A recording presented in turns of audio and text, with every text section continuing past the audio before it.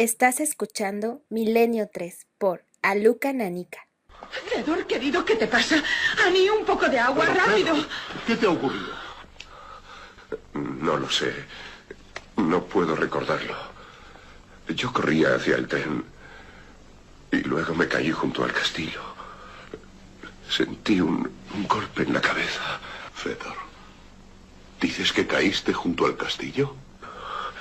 Cuando desperté todo estaba oscuro. Me sentía muy débil. Estaba tendido allí. Me pareció que transcurrieron horas antes de que pudiera arrastrarme hasta aquí. Annie, avisa al doctor Taskill, rápido. Fedor, esas heridas como las de mi padre. ¡Oh, vampiros! ¡Vampiros! ¡Déjenme salir de aquí! Pues nuestra proyección comienza exactamente ahora, a las 3:06. ¿Estáis todos? Nosotros estamos todos. Javier, una película 1927.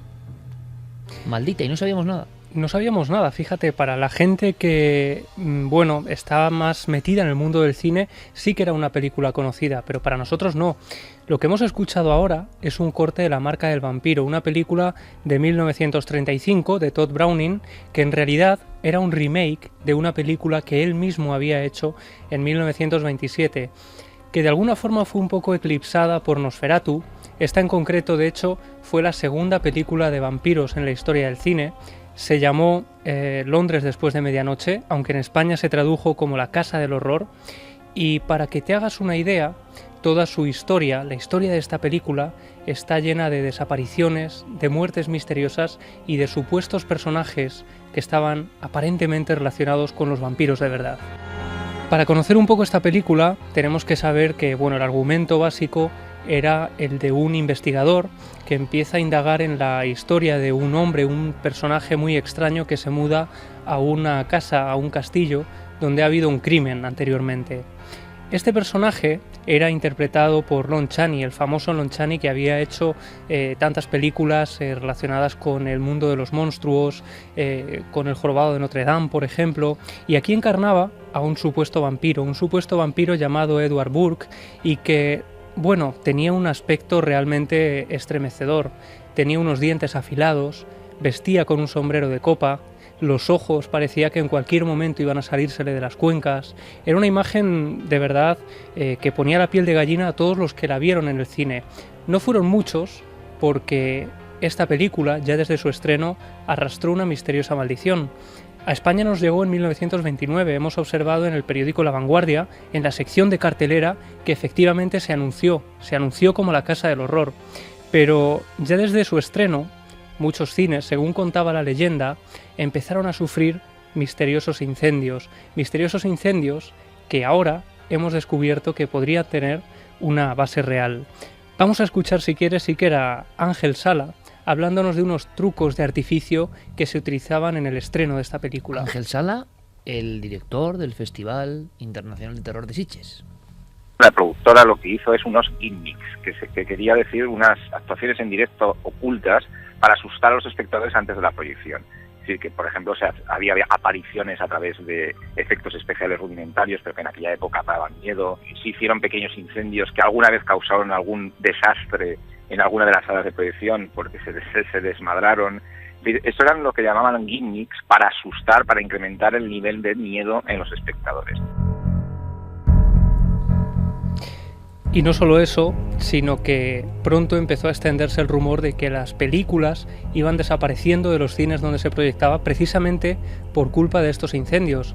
Pero hasta tal punto esa leyenda es cierta que en 1967 se produce un terrible incendio en la Metro-Goldwyn-Mayer y se pierde allí, Iker, la última cinta de Londres después de medianoche. Allí estaba el último rollo conocido y allí desaparece. Y desde ese momento no queda ni rastro de esa cinta. Lo único que quedan son un par de fotogramas con las que se han hecho pseudo películas apócrifas, que algunas pueden encontrarse por internet. Existe cierta leyenda de mercado negro de que algunos coleccionistas podrían tenerla en su poder, pero lo cierto es que nada de esto se ha podido demostrar.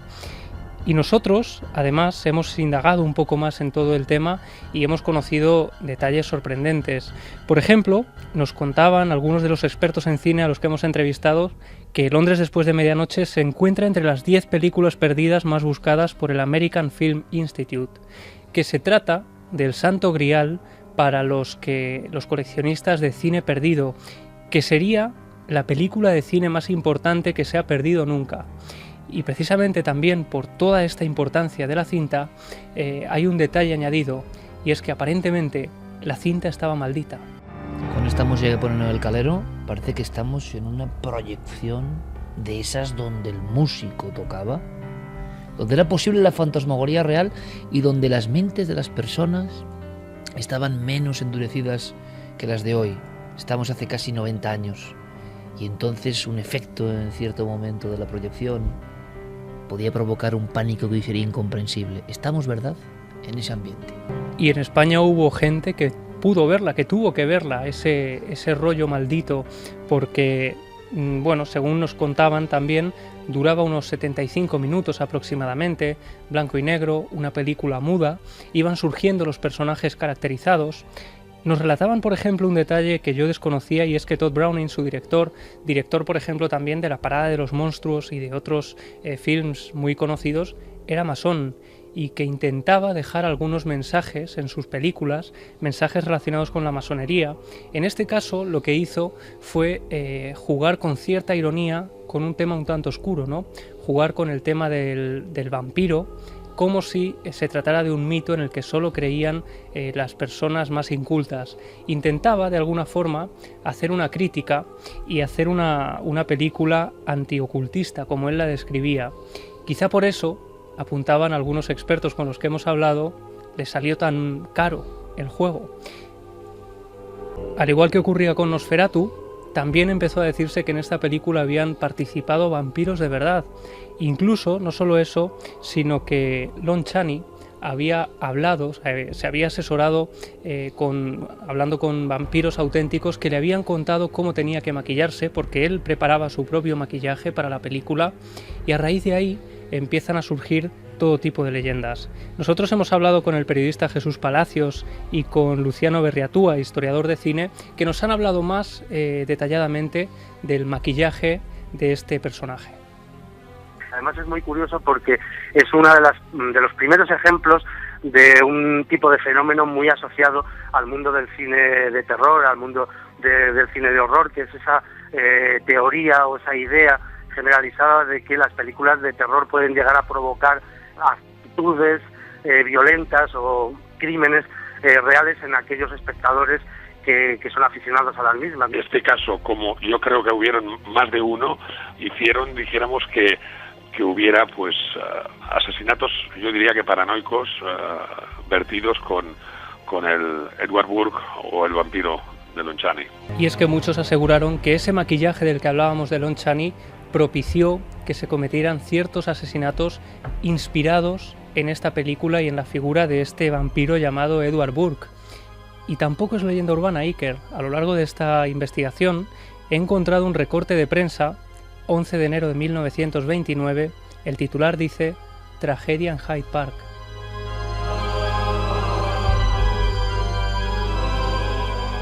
Y es una noticia breve. Cuenta la historia de un joven llamado Robert Williams. Él tiene 28 años. Hace unos días ha ido a ver la película Londres después de medianoche, y cuenta que unos días después, estando en el salón de su casa junto a su novia, sentados en el sofá, al mirar a un rincón del salón, observa una figura que no debía estar allí. Es una figura enjuta, oscura, que está observándolo detalladamente. Cuando lo observa, se da cuenta de que es Edward Burke, el terrible vampiro al que interpretaba Lon Chaney. Él dice que ese hombre con los dientes afilados, con su sombrero de copa, está mirándolo fijamente y haciéndole gestos con la cara.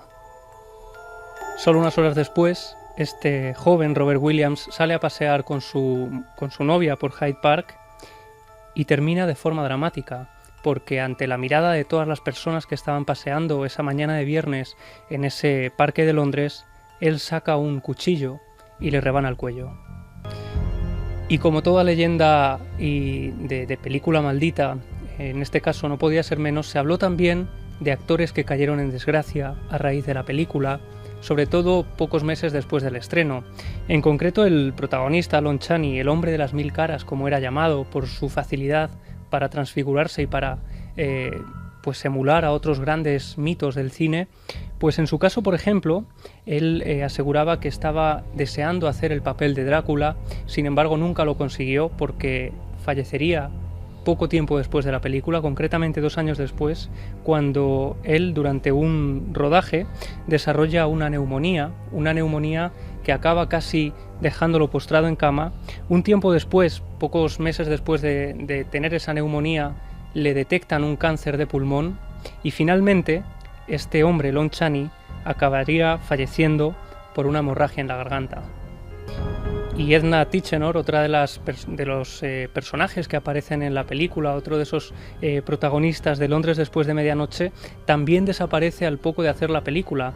Haría un film unos meses después, pero sería su último rodaje porque de ella no hay ni rastro. Hay incluso sitios en internet donde los usuarios de los foros intercambian ciertos datos, determinados datos, incluso de listados telefónicos intentando localizar a esta mujer.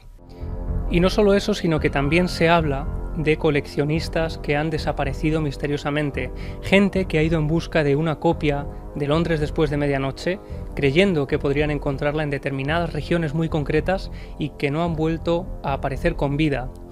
Pero para ello vamos a conocer a un personaje también fascinante, es Forrest Ackerman, un famoso coleccionista del mundo del cine. Para contextualizar un poco, él en 1927, precisamente el año en que se estrena esta película, empieza a sentir una gran fascinación por el cine, por el artificio, por todo lo que se utiliza, llegando incluso a rebuscar, por ejemplo, en cubos de basura de grandes productoras para sacar, por ejemplo, ropas que se han utilizado en los rodajes, busca a gente que ha trabajado en los efectos especiales. Y nosotros hemos hablado con Augusto Cruz, un famoso guionista mexicano que durante 5 años ha investigado esta historia y acaba de publicar un libro con el mismo título, Londres después de medianoche. A la par de esto descubrí a un personaje maravilloso, Forrest Ackerman, un coleccionista de objetos de cine muy famoso, que él recolectó a lo largo de 70 años desde la capa de Bela Lugosi, el anillo de Boris Karloff de La momia, las escenografías de películas de ciencia ficción, los muñecos originales de la versión de King Kong. Entonces tuve oportunidad de conocerlo en Los Ángeles, él ya era muy grande, de 90 años, y de ahí me nació la historia de contar la búsqueda de esta película. ¿Por qué? Porque Forrest Ackerman la vio cuando era niño a los 11 años. Esto lo convertía en la única persona con vida en haber visto una película de la cual no tenemos ninguna copia. Consiguieron los dientes de Lon Chaney y el sombrero de copa. Lo que sí se sabe es que Forrest Ackerman en los años 70 aproximadamente, en una reunión de la Sociedad del Conde Drácula, parece literario, pero así ocurrió, estando él, Robert Bloch y algunos autores de ciencia ficción, un joven llegó y dijo que había visto la película y que la había visto recientemente. Después ya no supo nada más del joven. Y ahí estaba esa historia del joven desaparecido en busca de esa cinta maldita. Algunos hablan, por ejemplo, de que solo quedaban de ella un par de fotografías, una novelización de la película, el guión que se titulaba El hipnotista, porque en realidad la película en ella aparecía un vampiro, pero no era tal, ¿no? Acababa siendo un hipnotista que jugaba con el maquillaje para hacer lo que quería. Incluso hay otros datos que nos ofrecía Ángel Gordon, experto en el mundo de los vampiros, sobre personas que fueron a Argentina y México en busca de las 2 supuestas copias que quedaban de Londres después de medianoche tras el incendio de 1967. Hubieron una serie de personas concretas que fueron a intentar buscar esa copia y por lo que personajes dentro del mundo del coleccionismo se perdieron una serie de personas que fueron concretamente a México y Argentina. De diferentes puntos de Europa tengo entendido de que también hubieron personajes que de alguna manera, como tenían mucho dinero, mandaban a otras personas, dijéramos, a buscar esa copia y bueno, yo según tengo entendido hay 3 o 4 casos concretos que nunca más se supo de los personajes que fueron a buscar esa copia. Y según me contaba Augusto Cruz, hubo también auténticas disputas y polémicas porque en determinados momentos algunos coleccionistas privados aseguraron tener una copia de esta película, pero decían estar esperando al momento exacto para sacarla a la luz.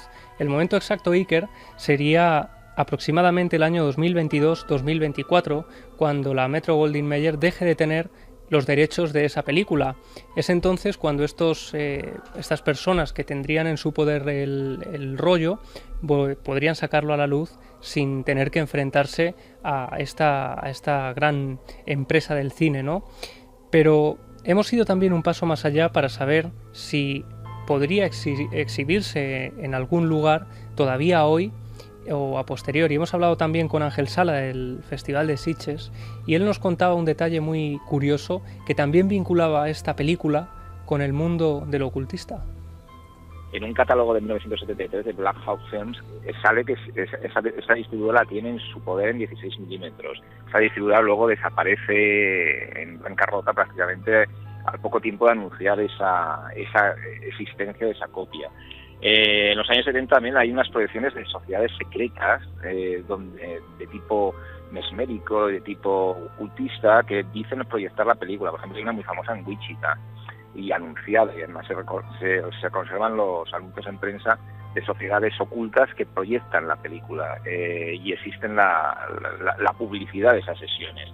Hay uno de los típicos clubs vampíricos por excelencia que hay en Estados Unidos. Cuando digo por excelencia hablo de los que actualmente se suministran en vez de Cuba Libres o RAFs, etcétera, se suministra sangre sintética hecha expresamente para estos pseudo vampiros o como se les quiera llamar a esos personajes que están convencidos de que lo son. Y en uno de esos clubs precisamente se pasa de una manera normal, una copia evidentemente que no tiene nada que ver con la primera, precisamente de Londres después de la medianoche. O sea, no es que se pase ni el Drácula de Christopher Lee, de la Hammer, ni la típica de Lugosi, sino que se pasa precisamente esa película. Es como si hubiera un morbosismo alrededor de esa película. Así que estos son los sorprendentes datos de una película maldita que desconocíamos a día de hoy y que gracias a esa novela, que es una novela pero basada en hechos reales, y desde luego esta historia, si Augusto Cruz no hubiera hecho esa novela, pues cualquiera otro la habría hecho seguramente, ¿no? Porque es una historia tremenda, una historia que quizá vivió a la sombra del eterno vampiro Nosferatu. Aquí hicimos un programa sobre el impacto de Nosferatu, que es una de las pocas películas que ha generado tesis doctorales sobre el terror, ¿no? Y el estudio del terror en una población, ¿no? Contaba Luciano Berriatúa en un libro maravilloso, ¿no? Qué innovadores. Creemos que el marketing del cine es de ahora, ¿no? Esto que hemos visto de provocar fantasmagorías en una sala de cine, en aquel ambiente y en aquellos cines, tenía que ser tremendo. Pero yo recuerdo ahora cómo los productores de Nosferatu, que pertenecían a una logia secreta, la Saturn, idearon llenar antes del estreno, unos días antes, de pasquines, imaginemos la época, ¿no? Antes todavía de esta película, con un dibujo, que el dibujo era tremendo, que era un hombre que no sé si era un vampiro o era un anciano un poco decrépito, miraba una esquina, era un dibujo donde parecía un techo en esquina, que será algo propio de las películas del expresionismo alemán, ¿no? Todas las escenas, quien sepa, yo no sé de cine, pero quien sepa sabrá que muchas utilizan un ambiente muy opresivo, las luces, las sombras, los techos casi tocan las cabezas de los personajes en ocasiones, se genera una claustrofobia. Bueno, pues ese dibujo ya tenía esos gestos, ¿no? Y era un hombre que miraba una esquina. Los dos protagonistas eran lo que había en la esquina y el hombre. El hombre tiene unos rasgos que nos recuerdan al Nosferatu. Y apareció una telaraña con una gran araña que estaba tejiendo. Y ambos como que prácticamente se miraban. Y en el pasquín simplemente ponía Nosferatu. El nombre que viene, Nosferatu. Los niños lo gritan, los muertos también. Nosferatu, su nombre lo lleva el aire. Nosferatu, las personas dejan de trabajar, miran a la noche y solo dicen ese nombre, Nosferatu. ¿Y usted cuándo se encontrará con el Nosferatu? Claro, nunca se había hecho ese tipo de publicidad de una película y el público ya estaba en una coordenada mental que hacía que hubiera casos de auténtico terror. Bueno, hoy sería lo que denominamos marketing viral, ¿no? Que exacto, parece pero que ha en evolucionado 1924. Y que es muy novedoso, pero fíjate, ahí están los precedentes de todo esto.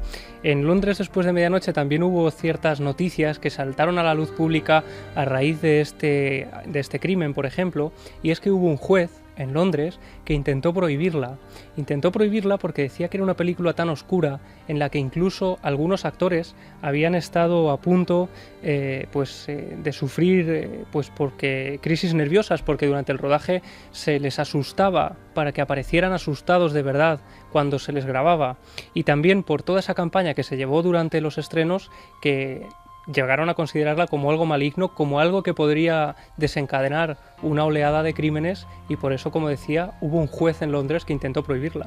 Oficialmente no hay una sola copia, pero personas como Cruz han logrado hablar con las últimas personas que tuvieron una entrada para ver esa película, y sobre todo, y cerramos aquí que me ha sobrecogido, hay un anuncio en La Vanguardia.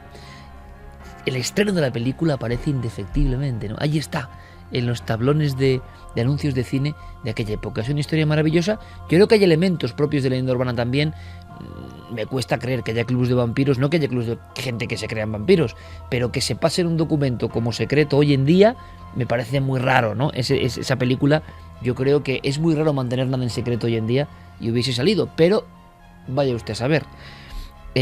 Tenemos el tiempo muy concentrado en actividad y en emociones, y así que dejando esa película ahí para que vosotros, si queréis, investiguéis y evidentemente compartáis con nosotros cualquier pesquisa. Si os enteráis de algo, nuestro compañero Javier Pérez Campos nos ha permitido, pues una proyección muy especial. Yo creo que ha merecido la pena, el pago de la entrada. Ha sido una historia muy de crónica antigua, muy de la época de Lardo Prats. Vamos con otra que es muy curiosa y bastante alucinante. La trae don Santiago Camacho. Porque hablamos de un término, ¿no? De una palabra, de un concepto casi imposible, ¿no? Aparentemente imposible, oficialmente imposible. Pues sí, fíjate que hoy hemos hablado de diferentes tabús. En la radio tenemos el tabú de los fantasmas que se aparecen en las emisoras, en el cine puede ser un tabú estas películas que tienen fama de malditas. Casi todas las profesiones, casi todos los ámbitos tienen un término, tienen un tema que todo el mundo sabe que existe, pero que en general no se habla de él o se prefiere ignorar. En el campo de la biología, una de las palabras tabú es humancé. ¿Y qué es un humancé? Que también se les llama mampancés o chumans. Hay diferentes términos para esto. Pues es algo teórico que sería el cruce entre un chimpancé y un ser humano, una quimera, un ser híbrido. Los chimpancés son muy especiales, son nuestros parientes más cercanos, biológicamente y genéticamente. El código genético es prácticamente idéntico. De hecho, muchos biólogos expertos en taxonomía han planteado en diversas ocasiones que directamente el chimpancé pase a ser del género Homo, como nosotros. Habría un Homo sapiens y un Homo chimpancé. Serían de nuestra misma rama, serían primos absolutos. Tan solo 2 cromosomas nos separan de este pariente cercano genético. Para hacernos una idea de que 2 cromosomas no son nada, hay una noticia muy reciente. Esta misma semana, en un zoológico de México, ha nacido un híbrido entre un burro y una cebra. Además, el animalito es precioso, tiene sus patitas de rayas y el resto es un borriquito completo. Para que nos hagamos una idea, en los equinos, las famosas mulas, que es un cruce entre un burro y un caballo, hay cruces entre burros y cebras, etcétera, etcétera. Las diferencias son de muchísimos más cromosomas. De hecho, entre una cebra tiene 62, un burro o un caballo pueden tener 44. Es decir, y aún así se produce el híbrido. Con solo 2 cromosomas de diferencia, debería de ser muchísimo más fácil. ¿Y ha sucedido esto alguna vez? Pues en 2012, en un centro de protección de animales, en un santuario donde viven simios que, por ejemplo, se han dedicado al circo, al espectáculo, a las películas, donde podía estar la mona Chita famosa, etcétera, etcétera, falleció el candidato que todos los expertos dicen que ha sido más cercano a ser un humancé. Se llamaba Oliver.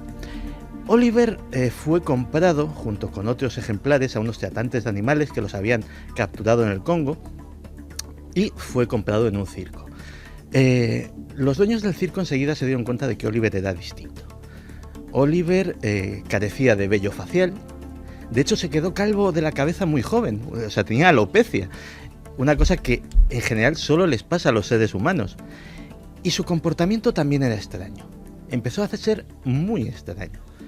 Oliver fue exhibido por todo el planeta. Se hizo en Estados Unidos en los años 70 una celebridad, iba al show de Sullivan, salía en series de televisión, fue hasta Japón a hacer una gira donde le vieron millones de personas. ¿Y qué hacía tan especial a Oliver? Oliver se comportaba como un ser humano, resolvía problemas de forma muy inteligente, hacía actuaciones en las cuales su comportamiento era prácticamente humano. Pero si hacemos caso a sus cuidadores, a sus diferentes dueños, el animal, si es que le podemos llamar animal, en la intimidad hacía cosas mucho más extrañas. De hecho, siempre andaba erguido, nunca andaba a cuatro patas como solían hacer los chimpancés, siempre andaba de pie, era bípedo como los seres humanos. De hecho, la primera ropa se la puso él, la robó a sus dueños y se vistió como un ser humano. Poco a poco, según los dueños iban cogiendo confianza, le toleraban más y más rarezas. Se aficionó a cosas que no le suelen gustar a los animales y sí a los seres humanos. De hecho, empezó a fumar. Empezó a fumar por propia voluntad. Esto, que puede parecer muy extraño, empezó a beber. Vaya con Oliver. No. Oliver...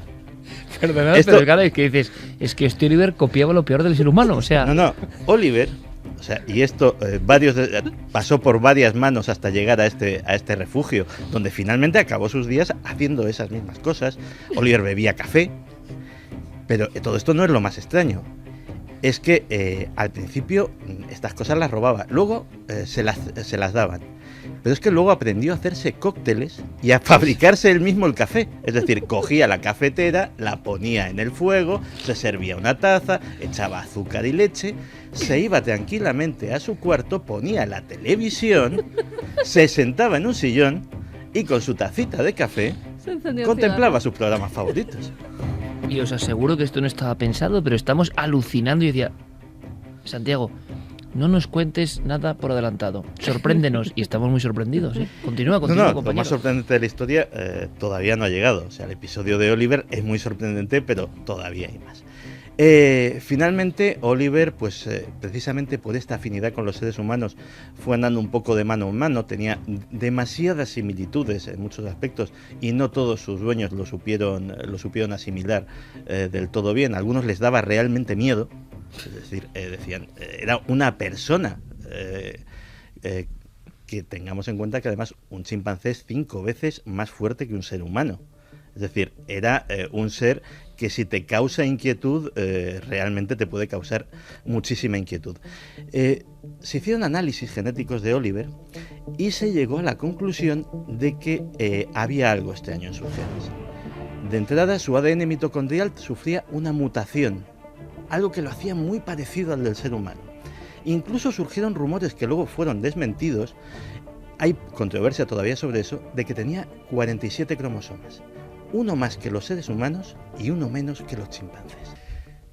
Surgió por accidente, fue una mutación genética que no se volverá a repetir, nadie lo sabe. Pero esto, digamos, Oliver habría sido un humancé natural. Pero ha habido gente que buscaba fabricar a propósito, adrede, uno de estos seres. Pues fíjate, llama la atención el primero de los nombres de la larga historia de aspirantes a encontrar el humancé, ni más ni menos que Joseph Stalin. A veces llama mucho la atención, sobre todo si vemos casos a lo largo de la historia del siglo XX, la tremenda propensión de los dictadores a tener proyectos descabellados. Hubo un momento en la década de los años 20 que Joseph Stalin se plantea reformar el ejército rojo, hacer un ejército de superhombres. En algún sitio acaba leyendo lo que hemos dicho antes, que un chimpancé es 5 veces más fuerte que un ser humano.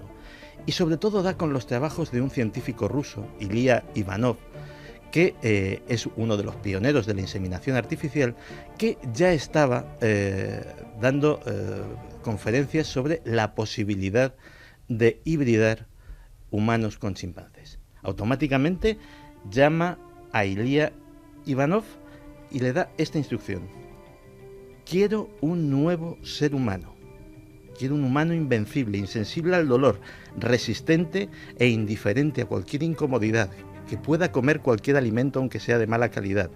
Quiero un supersoldado. En 1926 el Politburo da una dotación económica importantísima a Ilya Ivanov para que haga una expedición a África Occidental para llevar a cabo sus experimentos.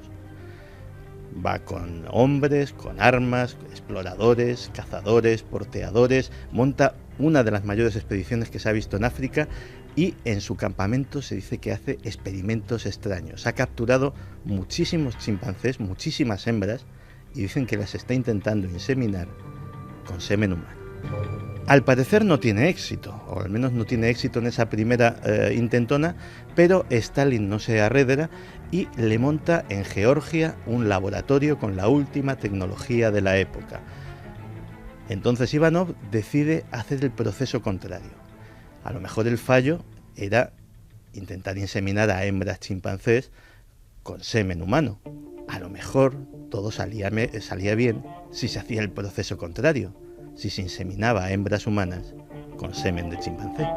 Decenas de voluntarias fueron tratadas con los procesos de inseminación artificial de Ivanov. Hay quien dice que en algún experimento incluso Ivanov permitió que no se utilizase la inseminación artificial para conseguir este híbrido, para conseguir ese primer ejemplar del supersoldado. Pero el tiempo pasaba y Stalin se impacientaba. Y Stalin no era un tipo con mucha paciencia, así que finalmente se hartó de Ivanov y lo deportó a Kazajstán, donde murió en 1932 a los 61 años.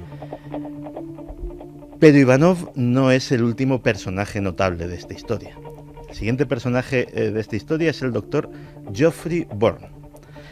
Geoffrey Bourne es un personaje notable hasta antes de que entren los chimpancés en su vida. Todos conocemos la serie de novelas de Robert Ludlum sobre un personaje, un espía casi sobrehumano que se llama Jason Bourne. Jason Bourne fue bautizado así en honor a Geoffrey Bourne. Geoffrey Bourne trabajó para la CIA en el proyecto MKUltra, en un proyecto muy especial. Él era el encargado de crear los famosos asesinos programados, los asesinos a los que se les lavaba el cerebro, no sabían nada de su misión y simplemente se les podía activar con una palabra clave o con una llamada telefónica. De hecho, las novelas del ciclo de Bourne y las películas que las han inspirado están basadas en los trabajos de Geoffrey Bourne. Sin embargo, la parte que nos interesa de la historia de este hombre es cuando le hacen director, y lo fue durante 26 años, del Centro Yerkes para la Investigación de Primates. Una instalación secreta de DARPA, de la rama de proyectos avanzados del ejército estadounidense, en la que solo se saben dos cosas: que aquello fue dirigido durante casi 30 años por Geoffrey Bourne y que allí se investigaba sobre una cosa: gorilas y chimpancés. Del Centro Yerkes han surgido muchos rumores y muchas leyendas, desde las que hablan de chimpancés que se intentaban entrenar para pilotar aviones de combate, desde chimpancés y gorilas que se intentaban entrenar para ser soldados o potencialmente que pudieran utilizar armas, de cruces y de creación de nuevas razas de simios que fueran cada vez más inteligentes, aplicación de drogas a los simios para que fueran más inteligentes y por tanto más propensos a ser utilizados militarmente. Y finalmente un artículo del 29 de agosto de 1976 del Sunday Times. En ese artículo se habla mucho del Dr. Geoffrey Bourne y se describe con minucioso detalle sus intenciones de crear un híbrido entre un ser humano y un gorila y utilizarlo como soldado, utilizarlo como fuerza de élite. Pues fíjate, de eso hace ya casi 40 años. El Centro Yerkes para la investigación de primates sigue existiendo. Por supuesto, en los alrededores, si preguntas a la gente, hay una multitud de leyendas, de apariciones de seres extraños, cazadores que se han visto asaltados por cosas parecidas al Bigfoot, etcétera, etcétera. Pero aquello sigue siendo una caja negra. En 1976, el doctor Geoffrey Bourne quería, hace 40 años casi, quería hacer este híbrido. ¿Qué habrá sucedido en esos 40 años?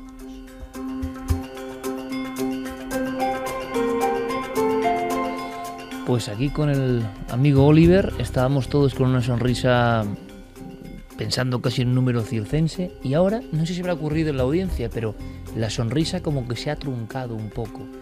Empieza en la historia a intervenir Stalin, después estos doctores, y uno dice, ¿habrá algo de verdad? ¿Quién sabe? Pero nada humano me es ajeno, decía el sabio, ¿no? Y por desgracia, nada descabellado, por muy descabellado que parezca, puede ser realmente imposible. Es decir, en algún lugar es posible que algún científico loco, casi de película, pero real, lo haya intentado hacer realidad. Alucinante. El término era Humancé.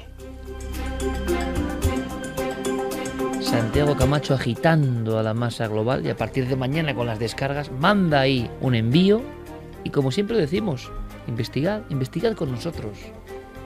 Pues nos queda marcharnos a un país que a veces resulta áspero y duro para el investigador, que está lleno de secretos. A mí es uno de los parajes que más me ha impresionado por la enorme soledad. Tiahuanaco, la ciudad sin tiempo, la ciudad donde llegaron los gigantes, la ciudad erguida en honor a unos seres que parecen, desde luego, extraños, diferentes al ser humano. Otro cruce genético quizá, quién sabe. Pero ocurrido, acaecido, ¿hace cuánto tiempo? Desde luego, hoy pasear por Tiahuanaco sigue siendo una experiencia sobrecogedora. Esas cabezas, esas puertas del sol. Bueno, siempre hemos pensado en una, la famosísima Puerta del Sol de Tiahuanaco, que algunos han pensado en ella como clave astronómica, clave de la llegada de aquellos pasajeros que parecían venir del futuro, un futuro que hoy hemos aprendido también, que parece que a veces se adelanta incluso el presente y puede condicionar nuestro pensamiento. Pero ¿qué ha pasado ahora mismo en Tiahuanaco? Que es un lugar que no da muchas noticias. Resulta que las hay y tenemos un compañero allí. Pues sí, lo que ha ocurrido es que en la zona arqueológica de Tiahuanaco también incluye un templo que es el de Pumapunku, en el que se están descubriendo nuevas cosas. Por ejemplo, que hay excavaciones subterráneas que unen ambos templos, tanto el de Pumapunku como el de Tiahuanaco. Como decía Siker, tenemos allí a un compañero, es Juan Antonio Sanz, que él en primera persona ha podido hablar con los arqueólogos, con la gente que está trabajando a pie de campo y que está haciendo estos descubrimientos que casi nadie conoce. Juan Antonio Sainz, gran cronista, gran periodista, gran compañero y buen amigo, que realmente nos está dando una información que dará mucho que hablar, pero la tenéis aquí en Milenio 3 para, ir digiriéndola de momento. Las últimas excavaciones realizadas no solo en Tiahuanaco, sino en Pumapunku, que se encuentra a 1 kilómetro aproximadamente de esta ciudadela, han descubierto unos sofisticados sistemas de canalización subterránea y de irrigación que apuntan a una tecnología tan avanzada como los megalitos que han quedado sobre tierra y que todos podemos ver, y que es uno de los grandes misterios de la arqueología. Y lo más importante es que estas nuevas excavaciones confirman la existencia de extensísimos complejos subterráneos que unirían esta sección de Pumapunku con las propias ruinas de Tiahuanaco. Las prospecciones señalan también, por ejemplo, que hay anomalías bajo tierra que apuntan a cámaras subterráneas en las inmediaciones del complejo. Cámaras con lo que parecen ser escalones y que al parecer habrían sido cegadas intencionadamente. Estas exploraciones dan la razón al padre de la arqueología tiahuanacota, al austríaco Arthur Poznański, quien, recordáis, a principios del siglo XX ya hablaba de la existencia de gigantescas extensiones de ruinas enterradas y de las que apenas hoy solo se ve la punta de un iceberg, que es lo que vemos sobre la superficie de Tiahuanaco. La ciudad sin tiempo, la ciudad donde llegaron los fundadores de la humanidad en aquella cultura, junto al Titicaca en aquel tiempo. Más cosas sobre construcciones emblemáticas que parece que no son únicas, que hay más. Exactamente. Parece que han descubierto más puertas del sol. No solamente habrían descubierto esas canalizaciones que unían esos templos, sino que al parecer hay nuevas puertas con inscripciones diferentes, con personajes distintos, y se cree que algunos incluso estaban recubiertos de oro.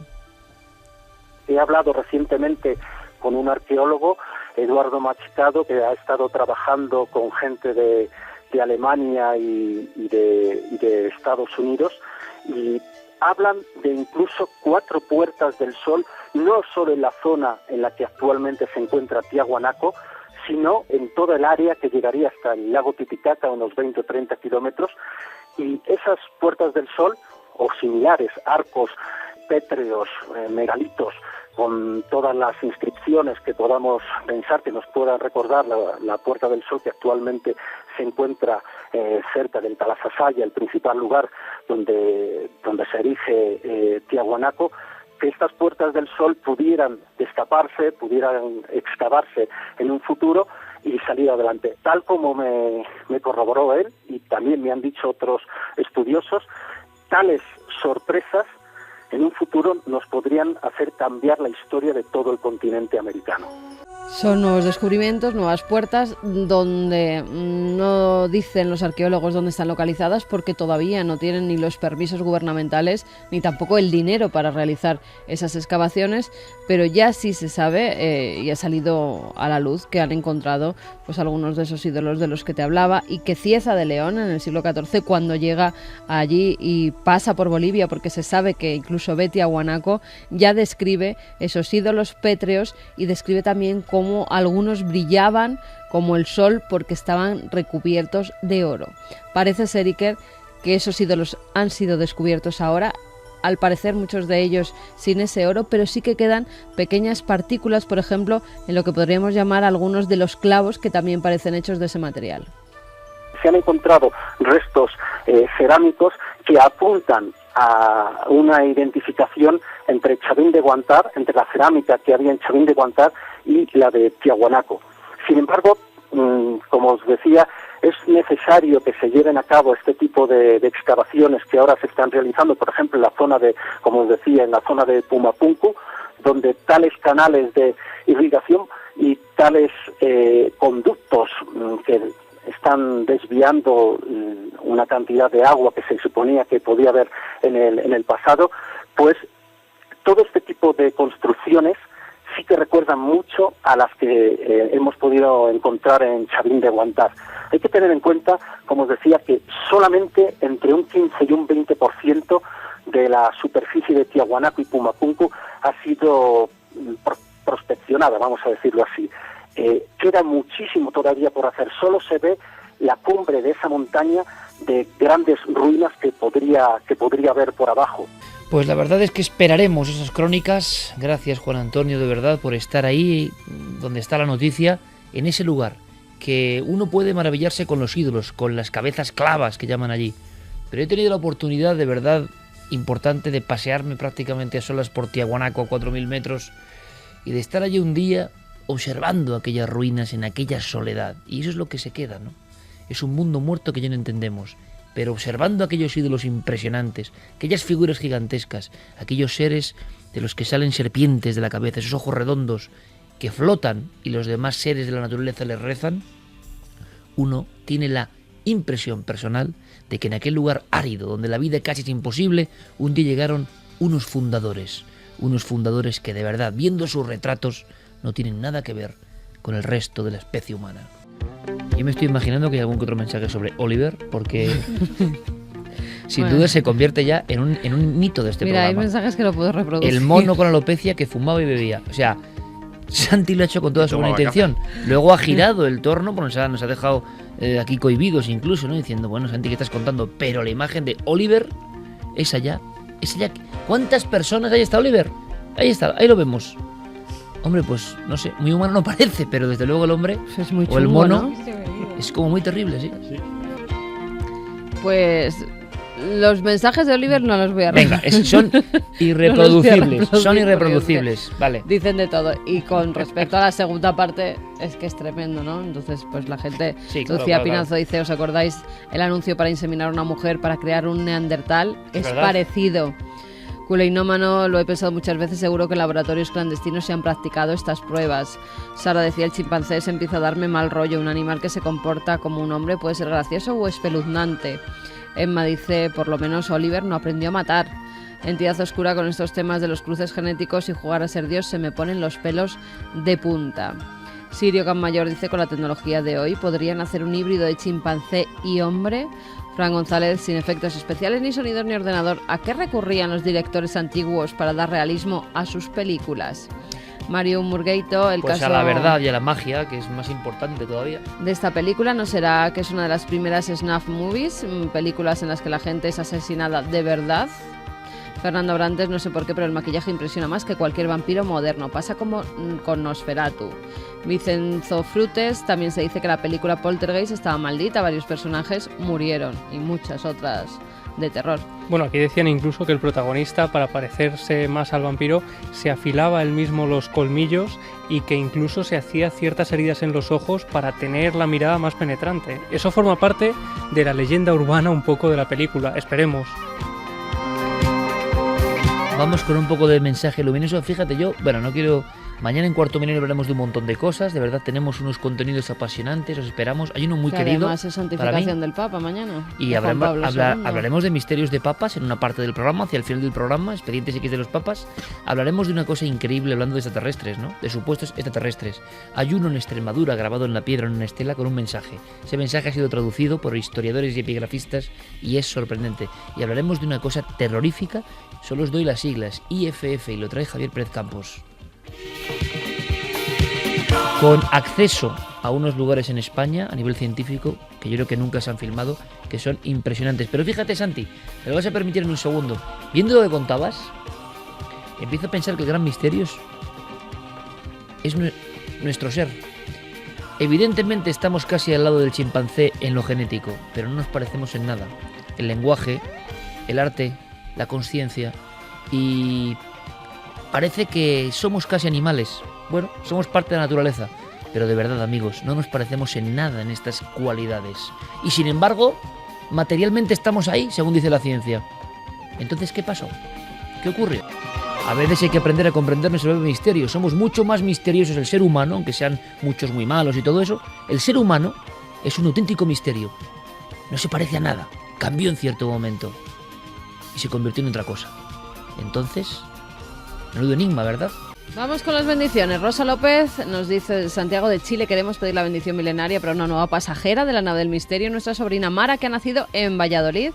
La crisis ha impedido que pudiésemos estar con ella en estos primeros minutos, pero sabemos que en breve estaremos riendo a su lado en España. Deseamos compartir con vosotros la alegría de su llegada y esperamos que le mandéis vuestras mejores fuerzas y energías. Pues Son Evan, sus tíos Rosa y Rodrigo. bendiciones con esta música maravillosa. Víctor, que nos oye desde hace años a través del podcast, pero esta noche os podré escuchar en directo desde el hospital, ya que ayer nació mi segunda hija, Noah. Desde aquí me gustaría pediros unas bendiciones milenarias para ella, para su hermana Zoe, que pronto celebrará su 3er aniversario, y para la mamá Elizabeth, la mujer más maravillosa que he conocido y que lleva ya casi 10 años aguantándole. Víctor Romeo nos lo decía desde Argentona, Barcelona. Pues bendiciones para esa nueva milenaria. Antonio González también dice que lleva 9 meses esperando poder escribirnos este mensaje, que al fin hace 2 días ha nacido una nueva milenaria. Todos chicas, qué bien. Se llama Paula y es mi primera sobrina. Sería un honor que me enviaseis vuestras bendiciones cósmicas para ella y sus padres Rosalía y Josema. Pues ahí van las bendiciones. Lo buena abunda, ¿eh? ¿Cuántas niñas nacen? Vale, vamos con más cosas. Victoria Bermúdez nos comentaba, fíjate, los 3 mensajes que han llegado un poco, que está la gente un poco más bajita de ánimo, son porque se están muriendo o se han muerto 3 gatos. O sea, es curioso, los animales. con personas, pues, por ejemplo, nos dice Victoria que nos quiere decir una cosa importante, que su gata mimosa de 15 años está a punto de dejarme, le dan unos días, sufre depresión ella desde hace muchos años, en enero se murió mi tía, mi madre me dejó hace 17 años y no tengo hijos, ni pareja, ni hermanos, ni trabajo. Siempre nos escucha y su curiosidad por tantos temas de los que hablamos la sostiene a diario y me da fuerza positiva. Solo pediros que sintáis mi cariño y mi admiración, porque tuve muchas veces ganas de tirar la toalla y no lo hice por esa esperanza y curiosidad que me habéis plantado en mí. Lloro muchas veces al día por mi gata, que es lo único que tengo, y por Soledad. Gracias de corazón por la sabiduría que transmitís. Os quiero dar a cada uno como parte de mi familia. Os admiro y os respeto. Victoria Bermúdez. Victoria Bermúdez. Pues Soledad ninguna, ¿verdad? Chicos, Santi, Clara, Javier, Carmen, estamos ahí con ella y con tanta gente, ¿verdad? Porque, y sobre todo, que coja una gatita, un gatito, que lo adopte en cuanto ésta emprenda su camino. O ya un verás perro. Cómo va. Iba a decir un chimpancé, pero un chimpancé ya después de haber contado Si Santi, le gustan no. los gatitos, que adopte un nuevo gatito, que no es sustituirlo por otro, de verdad, que va a haber muchas cosas en ese nuevo gato del que tenía antes. Yo creo que John Garmendia si también hacemos lo un poco de decía. compañía, es maravilloso, ¿no? John Garmendia también decía que su gato, después de 17 años, también le deja, Chimach, que ha muerto y que le encantaría que le diéramos la bendición. Y también una chica que nos decía, una milenaria, que ruega una mirada por su nena, así la llamaba, al cielo, y que pensemos también en todos esos animales que han subido claro, aquí arriba. muchas personas lo tienen como compañeros incluso únicos, ¿no? Lo hemos visto en este caso, así que nuestro respeto más absoluto y nuestro deseo de que todo vaya fantástico, pero que nadie se sienta muy solo, porque para eso está la radio, y para eso la radio además se envuelve de una forma muy especial, y es lo que nosotros queremos hacer cada sábado, esta reunión un poco chamánica de los que, bueno, creemos en la bandera de la ilusión y el entusiasmo y la búsqueda. Santi, hasta mañana, compañero. Pues mañana más, con el humanoide del Casar y con muchas cosas más. Y con un montón de cosas. Y un día hablamos de Oliver, ¿eh? En la tele incluso igual, quién sabe. Somos capaces de eso y de mucho más. Vamos. Javier, hasta mañana, compañero. Hasta IFF, mañana. no cuento más, va a ser asombroso. Clara, hasta mañana. Hasta mañana. Fermín, Noel, gracias. Carmen, hasta Besos. mañana. Sed muy felices.